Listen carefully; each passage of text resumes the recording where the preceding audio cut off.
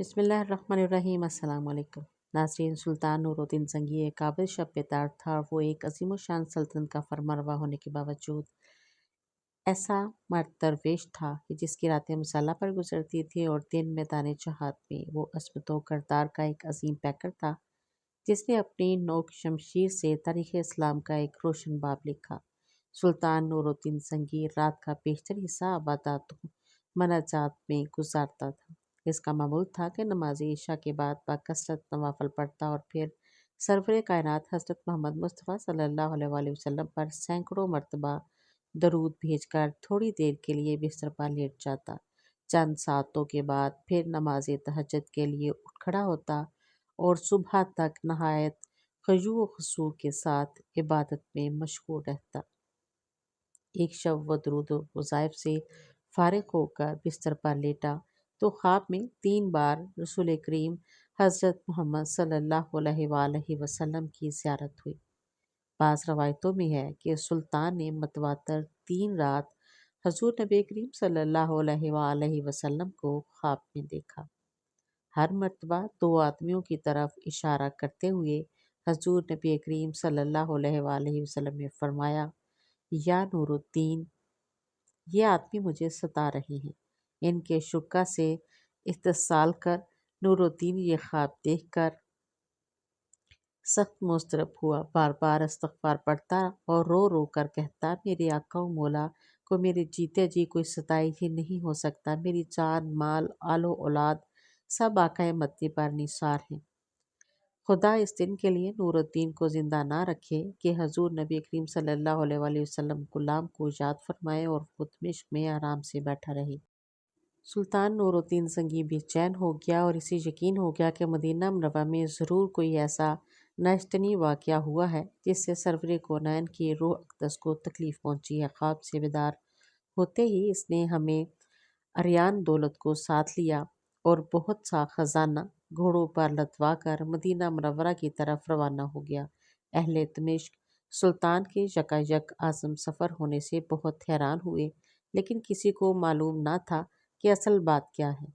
दमिश्क से Medina Munawwara पहुँचने में आम तौर पर हमें 25 दिन लगते थे, लेकिन सुल्तान नूरुद्दीन ज़ंगी ने यह फ़ासला नहायत तेज़ रफ्तारी के साथ तय किया और 16वें दिन मदीना मुनव्वरा जा पहुँचा।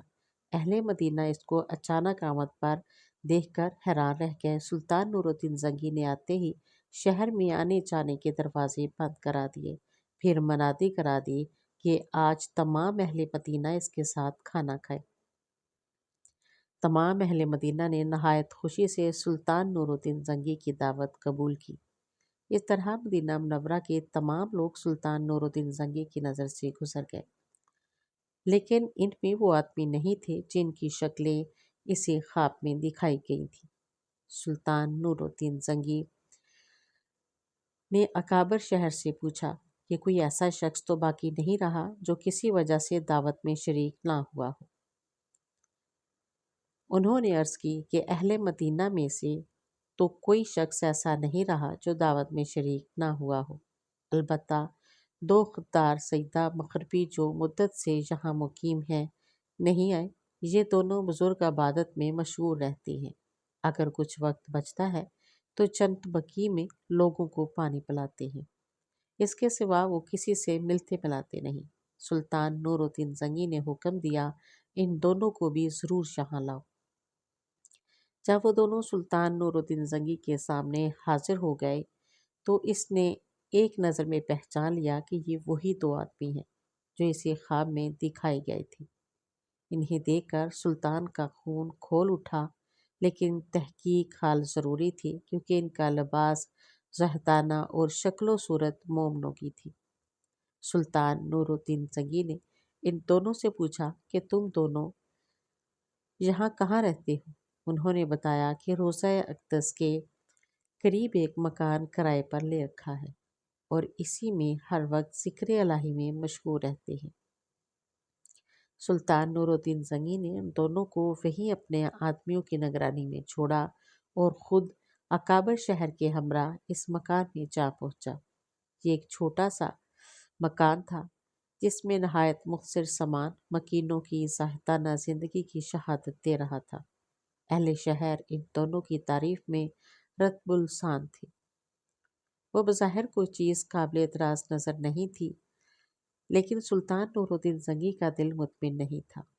اس نے مکان کا فرش ٹھوک بجا کر دیکھنا شروع کیا۔ یکایک سلطان نور الدین زنگی کو ایک چٹائی کے نیچے فرش ملتا ہوا محسوس ہوا۔ چٹائی ہٹا کر دیکھا تو ایک چوڑی سیل تھی۔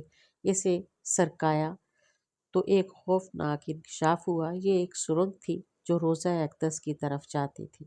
سلطان سارا معاملہ آنن فانن سمجھ گیا اور بے اختیار اس کے منہ سے صدق اللہ و صدق رسول النبی الکریم نکلا۔ سادہ مزاج اہل مدینہ بھی ان بھیڑ نما بھیڑیوں کی یہ حرکت دیکھ کر حیران رہ گئے۔ سلطان اب قہر و جلال کے مجسم تصویر بن گیا اور اس نے دونوں ملعونوں کو پابا زنجیر کر کے اپنے سامنے لانے کا حکم دیا۔ جب وہ سلطان کے سامنے پیش ہوئے تو اس نے ان سے نہایت غضبناک لہجہ میں مخاطب ہو کر پوچھا، سچ سچ بتاؤ تم کون ہو اور اس ناپاک حرکت سے تمہارا کیا مقصد ہے؟ دونوں ملعونوں نے نہایت بے شرمی اور ڈھٹائی سے جواب دیا، اے بادشاہ، ہم نصرانی ہیں۔ بعض روایتوں میں ہے کہ یہ دونوں یہودی تھے اور اپنی قوم کی طرف تمہارے پیغمبر کی لاش چرانے پر مامور ہوئے ہیں۔ ہمارے نزدیک اس سے بڑھ کر اور کوئی کار ثواب نہیں ہے، لیکن افسوس کہ عین اس وقت جب ہمارا کام بہت تھوڑا باقی رہ گیا تھا تم نے ہمیں گرفتار کر لیا۔ ایک روایت میں یہ ہے کہ یہ سرنگ امیر المومنین حضرت عمر بن خطاب رضی اللہ تعالیٰ عنہ کے جسد مبارک تک پہنچ چکی تھی، یہاں تک کہ ان کا ایک پاؤں ننگا ہو گیا تھا۔ سلطان کا پیمانہ سب لبریز ہو گیا۔ اس نے تلوار کھینچ کر ان دونوں بدبختوں کی گردنیں اڑا دیں اور ان کی لاشیں بھڑکتی ہوئی آگ کے الاؤ میں ڈلوا دی۔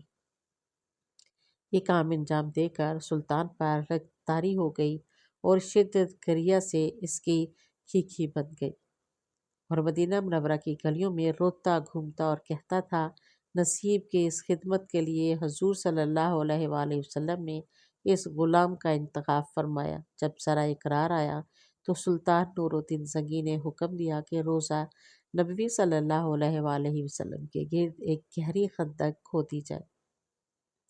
سلطان نور الدین زنگی کے حکم کی تعمیل میں روضہ اطہر کے چاروں طرف اتنی گہری خندق کھودی گئی کہ زمین سے پانی نکل آیا۔ اس کے بعد اس میں سیسہ بھر دیا گیا تاکہ زمانہ کی دسترس سے ہر طرح محفوظ رہے۔ یہ سیسے کی دیوار روضہ اقدس کے گرد آج بھی موجود ہے اور انشاءاللہ اب تک قائم رہے گی۔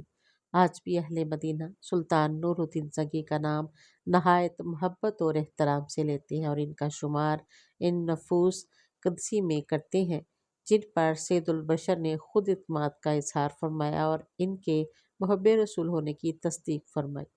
یہ رتبہ بلند ملا جس کو مل گیا۔ ناظرین، ایک گستاخ رسول کا سچا واقعہ لے کر حاضر ہے۔ رسول صلی اللہ علیہ وآلہ وسلم کی محبت ہر مسلمان کے ایمان کا حصہ ہے۔ جب بھی کسی نے اللہ تعالیٰ کے محبوب صلی اللہ علیہ وآلہ وسلم کی شان اقدس میں گستاخی کی، اللہ تعالیٰ نے اسے نشان عبرت بنایا۔ یہاں ایک ایسی شخص کا واقعہ بیان کیا ہے جو رسول صلی اللہ علیہ وآلہ وسلم کی حیات ظاہری کے وقت گستاخی کا مرتکب ہوا اور اللہ تعالیٰ نے اسے عبرت کا نشان بنا دیا۔ حضرت انس بن مالک رضی اللہ تعالیٰ عنہ نے بیان کیا کہ ایک شخص پہلے عیسائی تھا، پھر وہ اسلام میں داخل ہو گیا۔ اس نے سورہ بقرہ اور العمران پڑھ لی تھی اور وہ نبی کریم صلی اللہ علیہ وآلہ وسلم کا منشی بن گیا، لیکن پھر وہ شخص مرتد ہو کر عیسائی ہو گیا اور کہنے لگا کہ معاذ اللہ، محمد صلی اللہ علیہ وآلہ وسلم کے لیے جو کچھ میں نے لکھ دیا ہے اس کے سوا انہیں اور کچھ بھی معلوم نہیں۔ پھر اللہ تعالیٰ کے حکم سے اس کی موت واقع ہو گئی اور اس کے آدمیوں نے اسے دفن کر دیا۔ جب صبح ہوئی تو انہوں نے دیکھا کہ اس کی لاش قبر سے نکل کر زمین کے اوپر پڑی ہے۔ عیسائی لوگوں نے کہا کہ یہ محمد صلی اللہ علیہ وآلہ وسلم اور ان کے ساتھیوں کا کام ہے، چونکہ ان کا دین اس نے چھوڑ دیا تھا، اس لیے انہوں نے اس کی قبر کھودی ہے۔ और लाश को बाहर निकाल कर फेंक दिया है। चुनाचे दूसरी कब्र उन्होंने खोदी और बहुत ज़्यादा गहरी थी, लेकिन जब सुबह हुई तो फिर लाश बाहर थी। इस मर्तबा भी उन्होंने यही कहा कि ये मोहम्मद सल्लल्लाहु अलैहि वसल्लम और इनके साथियों का काम है। चूँकि इनका दीन इसने छोड़ दिया था, इसलिए इसको कब्र खोद कर इन्होंने लाश बाहर फेंक दी है। फिर उन्होंने कब्र खोदी और जितनी गहरी इनके बस में थी करके इसको अंदर डाल दिया, लेकिन सुबह हुई तो फिर लाश बाहर थी। अब इन्हें यकीन आया कि ये किसी इंसान का काम नहीं है, बल्कि ये मैयत अल्लाह ताला के अजाब में गिरफ्तार है। चनाचे उन्होंने इसे यूं ही ज़मीन पर डाल दिया। अल्लाह अकबर। बाज़ इंसान से जाने अनजाने में कुछ ऐसी गलतियां सरजद हो जाती हैं जो इंसान को बाद में पछतावा देती हैं। अल्लाह ताला से दुआ है कि अल्लाह ताला हम सब को ऐसे तमाम गुनाहों से और गलतियों से महफूज फरमाए और हमारा खात्मा ईमान पर फरमाए। आमीन या रब्बुल आलमीन। मज़ीद वीडियो देखने के लिए मेरे चैनल को सब्सक्राइब करें, वीडियो को लाइक और शेयर करें। अल्लाह हाफिज़।